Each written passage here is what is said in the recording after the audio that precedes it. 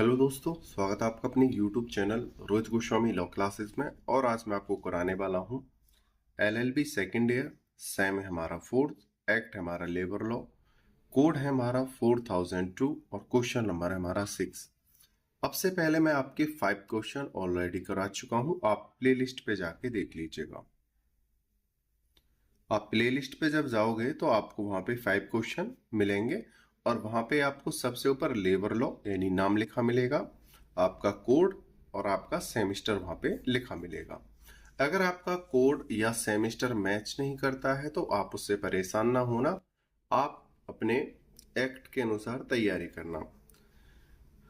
आज का जो क्वेश्चन है बहुत ही ज्यादा महत्वपूर्ण है और आने की जो संभावना है 60% इसकी रहती है। ये तीनों फॉर्मेट में से लॉन्ग, शॉर्ट और वेरी शॉर्ट तीनों फॉर्मेट में आने के इसके चांस रहते हैं, ठीक है। और ये नॉलेज के पर्पज से भी, हमारी नॉलेज के पर्पज से भी बहुत ज्यादा महत्वपूर्ण है। तो इसलिए इस क्वेश्चन को हम बड़े ध्यान से देखेंगे क्योंकि ये बहुत ज्यादा महत्वपूर्ण है। क्योंकि अक्सर हम इसके बिना कंपनी में कुछ ऐसे कार्य होते हैं, कुछ ऐसे विवाद होते हैं जिसे हम समझ नहीं पाते हैं। और क्वेश्चन का नाम है हमारा छटनी। इससे संबंधित जो कंपनी के विवाद होते हैं, समस्याएं होती हैं, वो अक्सर हम नहीं समझ पाते और हम इन चीजों को तालाबंदी या हड़ताल का कारण समझते हैं, या तालाबंदी या हड़ताल समझते हैं। ये होती है हमारी सबसे बड़ी समस्या। तो आज इस क्वेश्चन को अच्छे से समझेंगे। हालांकि जब मैंने आपको और क्वेश्चंस कराए थे पहले, 5 क्वेश्चन जो मैं करा चुका हूं, वहां पर भी हल्का हल्का सा मैंने छटनी शब्द का जिक्र किया था और प्लस कंपनी लॉ में भी मैंने इसका जिक्र किया था। उम्मीद करता हूं आपने छटनी को थोड़ा समझा होगा और आज प्रॉपर वे में समझते हैं। और ये क्वेश्चन बहुत ही ज्यादा महत्वपूर्ण है। चलते हैं अपने क्वेश्चन की तरफ। क्वेश्चन नंबर है हमारा 6। छटनी से आप क्या समझते हैं? किसी कर्मकार का मतलब होता है मजदूर, ठीक है। कर्मकार का मतलब मजदूर, और इसका हमें ज्यादा इस्तेमाल नहीं करना है मजदूर शब्द का। और कर्मकार यानी श्रमिक, श्रमिक शब्द थोड़ा अच्छा लगता है, ठीक है। कर्मकार छटनी के लिए क्या प्रतिक्रिया निर्धारित की गई हैं? किस प्रकार से छटनी शुदा कर्मकार को पुनः नियुक्त किया जा सकता है? कर्मचारियों की छटनी की पूर्ववर्ती शर्तें क्या हैं? अब ये जो क्वेश्चन है हमारा हमें दे दिया गया है, वहां पे आपको क्वेश्चन को घुमा के देगा। अब से पहले आपका फर्स्ट पेपर हुआ है 4001 का कंपनी लॉ का, और वहां पे आपका जो मैंने आपके जो 12 क्वेश्चंस कराए हैं, ओनली 12, वहां से आपका 90% पेपर आया है। कुछ बच्चों की कमेंट आ रही है कि सर समझ में नहीं आया था पेपर। भाई मैंने बोला था एग्जामिनर आपको घुमाने की कोशिश करेगा, और 2 लॉन्ग क्वेश्चन तो आपके फॉस बनाम हार्बोटल,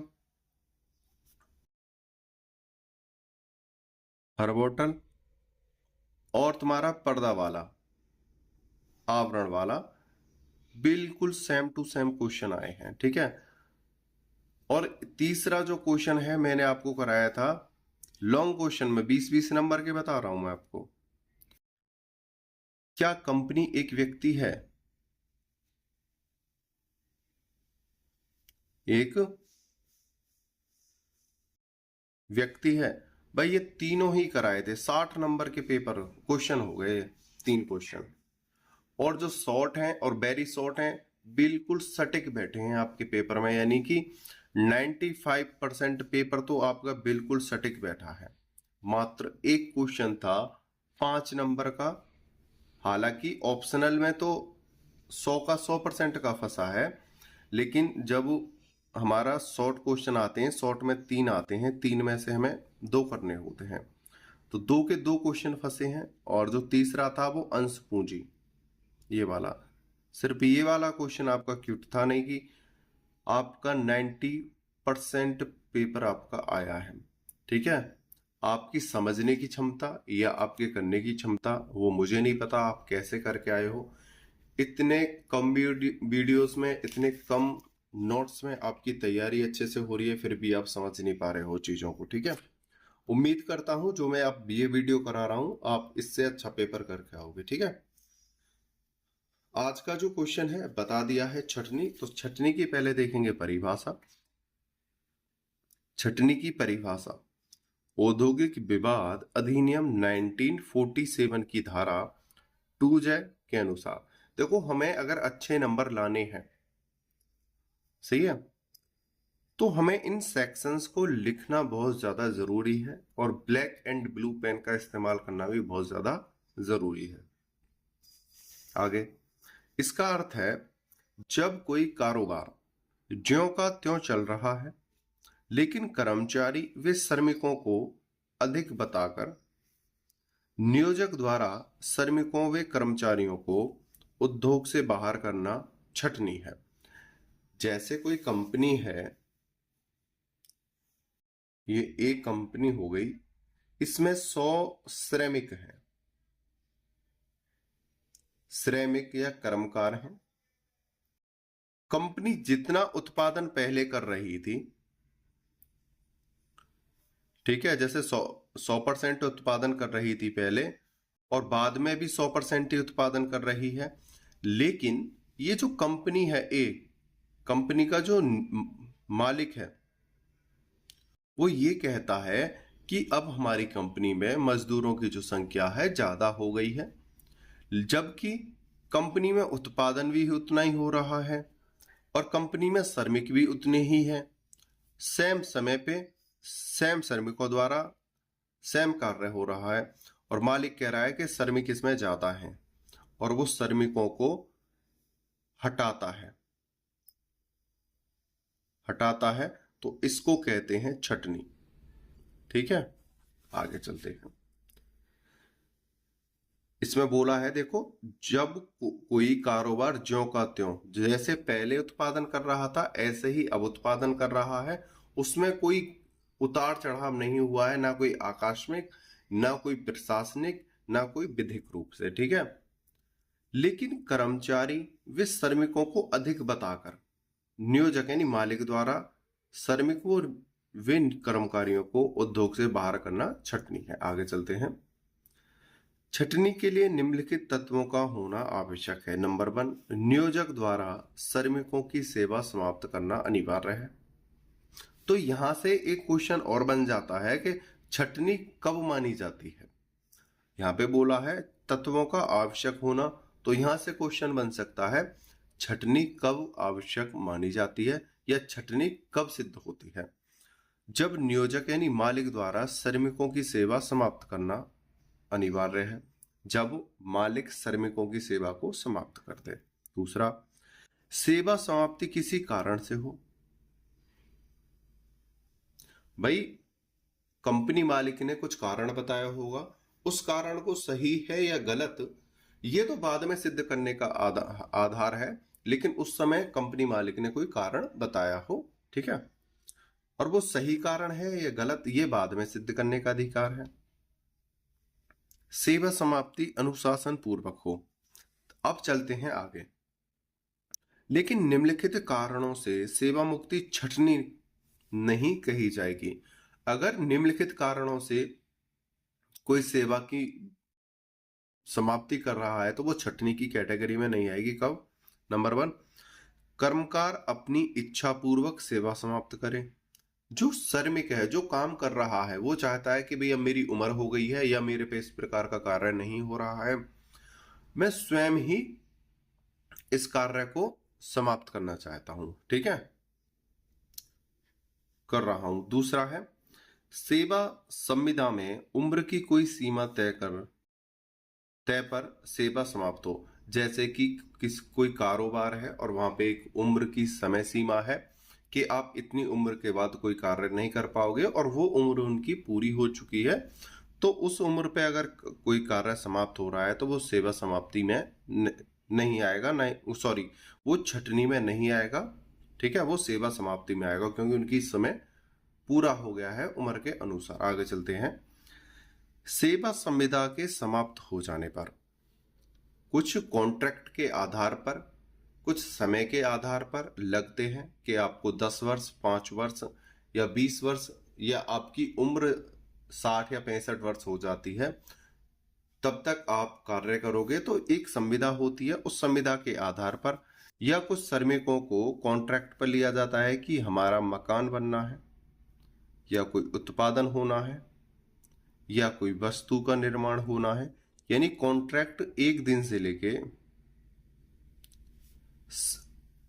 अनंत हो सकता है। ठीक है, जो संविदा का करने वाला व्यक्ति हो। ठीक है, कॉन्ट्रैक्ट 100 वर्ष के भी हो सकते हैं, 200 वर्ष के भी हो सकते हैं। अब कहोगे कि सर कोई 200 वर्ष तो व्यक्ति जी नहीं सकता है।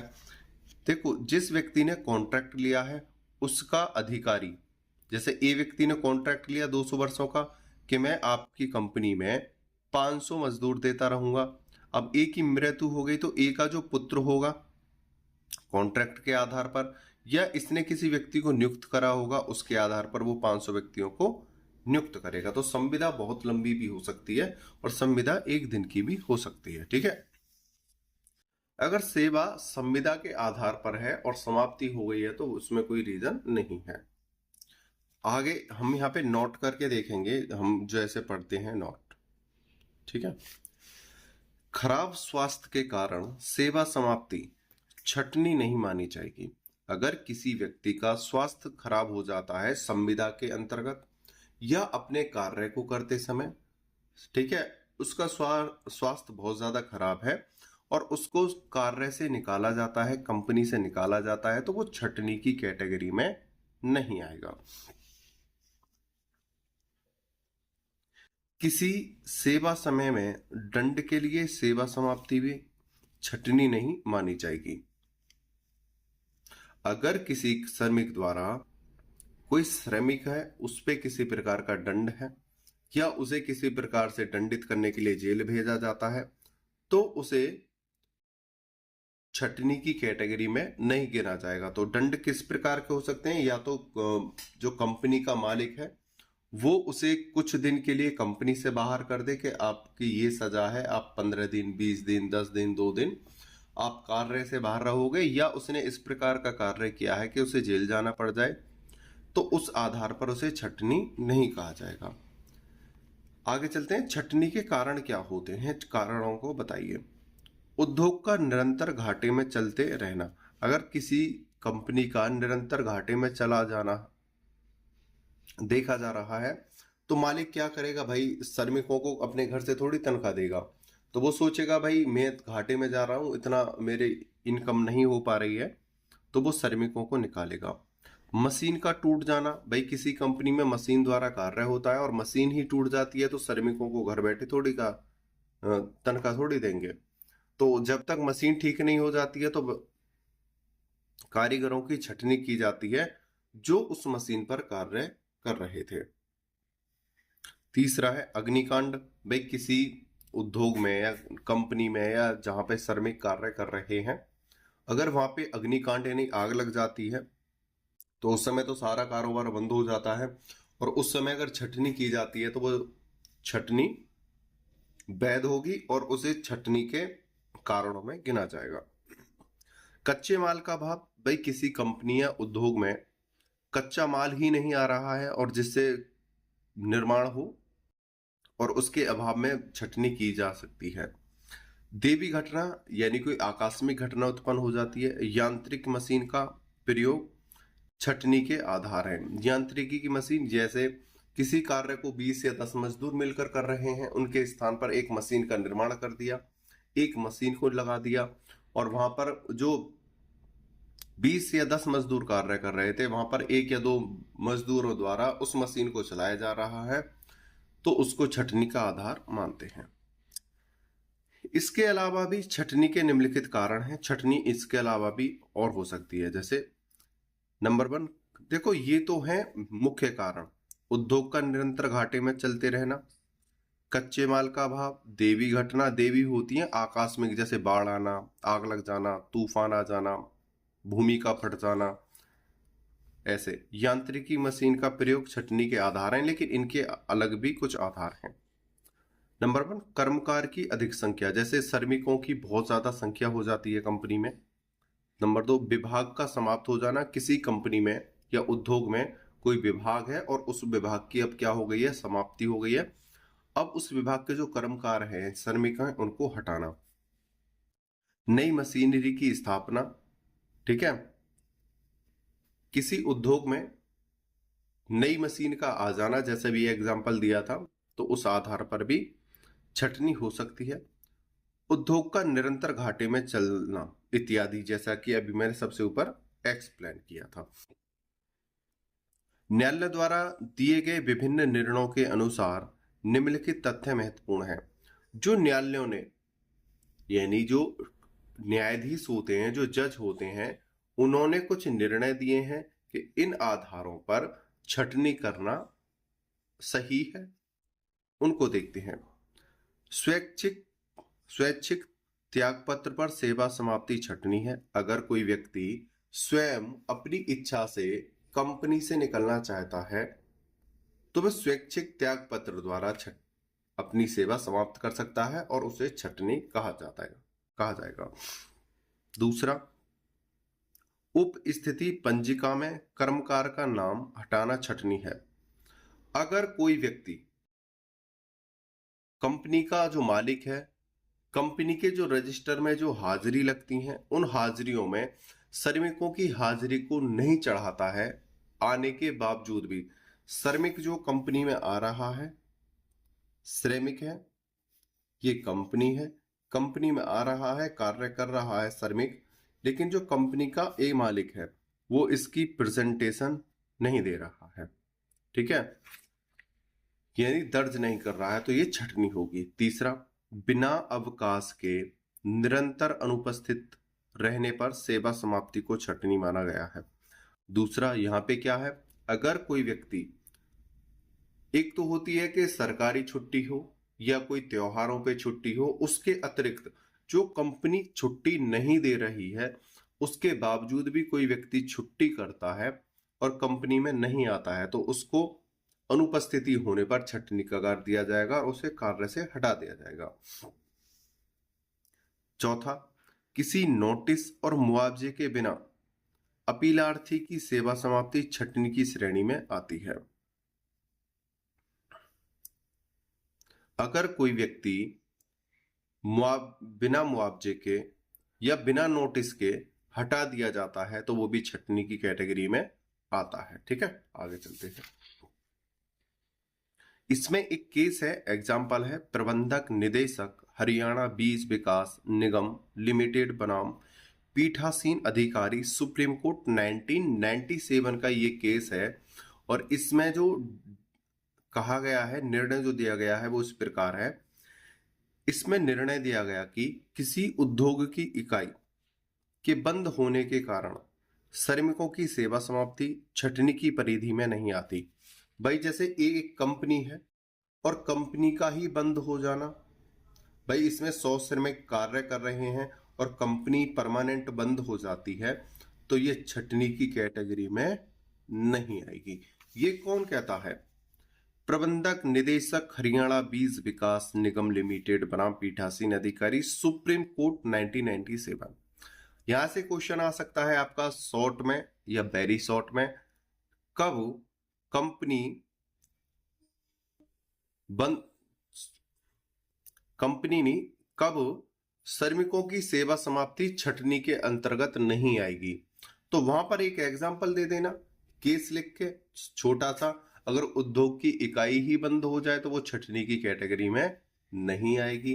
यहां से भी आपका क्वेश्चन बन सकता है। दोबारा सुन लो, कब,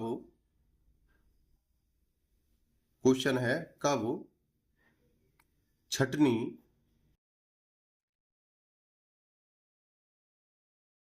मान्य होगी या कब सेवा समाप्ति छटनी नहीं होगी। ठीक है, इस प्रकार से तुम्हारे दो क्वेश्चन बन सकते हैं। कब छटनी मान्य होगी? भाई कंपनी बंद हो गई है तब मान्य होगी। कब सेवा समाप्ति छटनी नहीं होगी? जब कंपनी ही बंद हो जाती है। तो ये एग्जांपल यहाँ पे आप लिख सकते हो। आगे चलते हैं। छटनी की प्रक्रिया औद्योगिक विवाद अधिनियम की धारा 25 के अनुसार छटनी से पूर्व नियोजकों को निम्नलिखित शर्तों को पूरा करना आवश्यक है। जैसे नंबर 1, कर्मकार को लिखित रूप में छटनी के कारणों का उल्लेख करते हुए 1 मास की नोटिस दी जानी चाहिए। देखो, अगर कोई कंपनी मालिक किसी भी श्रमिक को या मजदूर को, कर्मकार को निकालना चाहता है तो उसके लिए सबसे पहले वो एक नोटिस देगा और 1 माह का उसमें समय होगा। 1 माह यानी 1 महीना, 1 महीने का उसमें समय होगा। छटनी की नोटिस की अवधि बीत जाने के बाद छटनी प्रभावी होनी चाहिए। यदि नोटिस कर्मकार को नहीं दी गई है तो कर्मकार को उस नोटिस की अवधि एवज में मजदूरी दी जानी चाहिए। यहां पे क्या बोला गया है? सबसे पहले तो कोई भी मजदूर है उसको 1 माह यानी 1 महीने का नोटिस दिया जाना चाहिए और जब वो 1 माह पूरा हो जाए उसके बाद छटनी सिद्ध मानी जाएगी, हटा दिया जाएगा। अगर किसी कारण से किसी कर्मकार को यानी कि मजदूर को यानी श्रमिक को ये नोटिस नहीं मिल पाता है और 1 महीने का समय पूरा हो जाता है, ठीक है, तो उस व्यक्ति को 1 महीने की सेवा यानी जो मजदूरी है वो दी जाएगी। मजदूरी 1 महीने की देकर उसे वहां से निकाल दिया जाएगा। ठीक है, आगे इसमें दूसरा एक एग्जाम्पल और है, उसे देखते हैं। पैरा एंड कंपनी बनाम टीसी पाल आदि। इसमें कहा गया कि छटनी के पूर्व नियोजकों को श्रमिकों की वरीयता सूची घोषित करनी चाहिए जिससे इस धारा का पालन हो सके। छटनी विभाग अनुसार की जाएगी। किसी भी छटनी से पहले व्यक्तियों की जो योग्यता है, उनकी जो कार्य करने की क्षमता है, उसको दर्शाया जाए कि भाई आप सही प्रकार से कार्य नहीं कर रहे हो या हमारी कंपनी में कोई अन्य व्यक्ति है जो आना चाहता है और आपसे अच्छा कार्य करता है और उसकी योग्यता के आधार पर आपको इस पद से हटाया जाता है। इस प्रकार का नोटिस दिया जाना चाहिए। और दूसरा एक नोटिस, जब हम नोटिस देते हैं तो विभाग के अनुसार वहां पे दिया जाना चाहिए कि भाई किस विभाग के व्यक्तियों को हटाया जाएगा। ठीक है, या तो वो 1 महीने के अंदर स्वयं चले जाएं या 1 महीने के अंदर अपने कार्य में परिवर्तन कर लें, नहीं तो आपको हटा दिया जाएगा। ये वरीयता के आधार पर होगा। ठीक है, आगे चलते हैं। छांटे गए कर्मकारों का पुनर्नियोजन, यानी कि अगर कोई कंपनी किसी कारण से अपने जो श्रमिक हैं उनको निकाल देती है कंपनी से और पुनः अगर कंपनी में सही स्थिति उत्पन्न होती है, कार्य पुनः चालू होता है, तो यहाँ पे कहा गया है जो आपने पहले श्रमिकों को निकाला है उनको पहले मौका दिया जाए। ठीक है, धारा 25J के अनुसार जब किसी कर्मकार को उसके नियोजक द्वारा यानी मालिक द्वारा इस आधार पर छांट दिया गया है कि उसके कर्मचारियों की संख्या बाहुल्य है यानी अधिक है, तो दूसरा नियोजन प्रदान करने का जब कभी अवसर उत्पन्न होता है तो उस नियोजन में उस कर्मकार को प्राथमिकता दी जानी चाहिए। यह धारा नियोजक के ऊपर एक सांविधिक आभार आरोपित करती है। जैसा कि अभी मैंने बताया है, अगर कोई व्यक्ति मालिक अपनी कंपनी से श्रमिकों को निकालता है और कंपनी में दोबारा से पुनः कार्य चालू हो जाता है या श्रमिकों की जरूरत पड़ती है, तो मालिक का अधिकार है कि जो पहले वाले श्रमिक निकाले हैं उनको प्राथमिकता दी जाए, उनको कंपनी में दोबारा से बुलाया जाए। नियोजन की प्राथमिकता का दावा करने के संबंध में एक कर्मकार को निम्नलिखित शर्तों का पूरा करना आवश्यक है।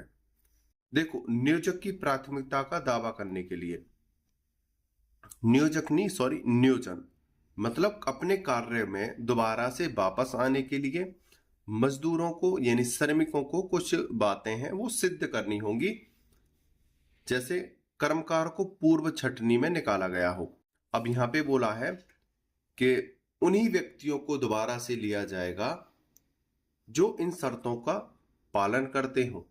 जो कर्मकार पहले निकाले गए हो भाई उन्हीं को वापस लिया जाएगा। दूसरा, भारत का नागरिक होना चाहिए। जो पहले व्यक्ति निकाले गए हैं उनको पुनः लेने के लिए वो भारत का नागरिक होना चाहिए। तीसरा, पुनः नियुक्ति के नोटिस पर उपस्थित होना चाहिए। अगर कोई नोटिस दिया जाता है और उस नोटिस का कुछ समय होता है उस समय पर उपस्थित होना चाहिए। फोर्थ, कर्मकार जिस श्रेणी में वे विभाग में छांटा गया था उसी विभाग व श्रेणी का होना चाहिए। अब सपोज करो कंपनी ने किसी विभाग में कार्य कर रहे श्रमिक को हटाया है और पुनः उस विभाग में श्रमिक की जरूरत पड़ रही है, कर्मकार की जरूरत है, तो उस व्यक्ति को जिस पद से पहले हटाया था, जिस कार्य से पहले हटाया था, उसे पुनः उसी पद पे या उसी कार्य पर बुलाया जाएगा। ठीक है। धारा 25J के अंतर्गत लाभ दावा केवल एक छटनी किया गया कर्मकार ही ले सकता है। देखो यहां पे देखो, लाभ दावा केवल एक छटनी किया गया कर्मकार ही ले सकता है जिसकी छटनी की गई है, अन्य कोई नहीं। जैसे पदच्युत, कार्य मुक्त यानी पद से हटा दिया गया हो, कार्य मुक्त या आयु सीमा समाप्त कर्मकार इत्यादि। यानी कि अपनी सेवा का लाभ सिर्फ वही व्यक्ति ले सकता है जिसकी छटनी की गई हो। ठीक है। अन्य कोई व्यक्ति पुनः सेवा के लिए यानी कार्य के लिए नहीं आ सकता है। जैसे जो पद से हटाया गया हो, जिसका कार्य से मुक्त कर दिया गया हो, परमानेंट हटा दिया गया हो, या आयु सीमा के अनुसार समाप्त कर दिया गया हो। कहने का मतलब क्या है, सिर्फ वापस वही व्यक्ति आ सकते हैं जो योग्य हों। जो अयोग्य हैं या जिनको परमानेंट ही हटा दिया गया है वो पुनः काम पर नहीं आ सकते। गुरु मेल सिंह बनाम पंजाब राज्य, इसमें उच्चतम न्यायालय ने निर्णय किया कि उपक्रम के अंतरण के फलस्वरूप यदि छटनी की स्थिति आती है तो छटनीशुदा कर्मचारी सामान्यतः प्रीतिकर का दावा करने का अधिकार रखते हैं। अगर किसी कंपनी में किसी नए उपक्रम को लेकर भाई कोई नया मशीन आती है और उसके आधार पर श्रमिकों को हटाया जाता है तो वो श्रमिक अपने प्रीतिकर के लिए दावा कर सकते हैं। उत्तराधिकारी उपक्रम में सेवा निरंतरता के साथ पुनः नियोजन की मांग का अधिकार नहीं रखते। और दूसरा, यहाँ पर ये नहीं है कि मेरे पिताजी पहले या मेरा भाई यहाँ पे पहले कार्य करता था, उनकी आपने छटनी कर दी, अब उनकी जो आयु है जब आपने छटनी की थी पूरी हो गई है तो उनके स्थान पर मैं कार्य करना चाहता हूं, तो ऐसा नहीं हो सकता है। उम्मीद करता हूं ये जो छटनी वाला क्वेश्चन है आपको समझ में आया होगा। आपसे एक बार और बता देता हूं, एग्जामिनर आपके क्वेश्चनों को घुमाएगा, आपको बातों में लपेटेगा। ठीक है, क्वेश्चन को तोड़ मरोड़ करेगा। आप परेशान ना होना, आपको शब्दों को पकड़ना है। क्वेश्चन आपका आंसर में से भी ले लिया जा सकता है। ठीक है, आंसर में से भी ले लिया जा सकता है, तो आप परेशान ना होना। आपने इस क्वेश्चन को अच्छे से समझा, मुझे अच्छे से सुना, उसके लिए धन्यवाद। टेक केयर, बाय बाय, जय हिंद, जय भारत।